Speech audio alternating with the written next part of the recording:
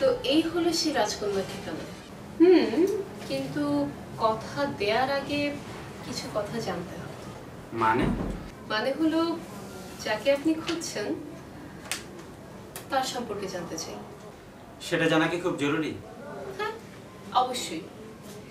যাকে আমরা খুঁজবো সে কে, কি করে, এগুলোই যদি না জানি তাহলে তো খোঁজাই অসম্পূর্ণ রয়ে যায়, তাই না? এবার বলুন, ওনার নাম কি? বর্ষা। তাই দেখলেন তো, ঠিক আমার কাছাকাছি নাম। ইনফ্যাক্ট বর্ষা থেকে তো বন্যা হয়, তাই না?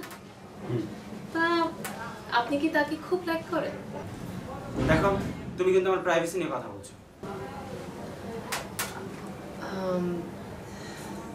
আমি সরি, আমি বুঝতে পারছি আপনি হয়তো বলতে চাচ্ছেন না।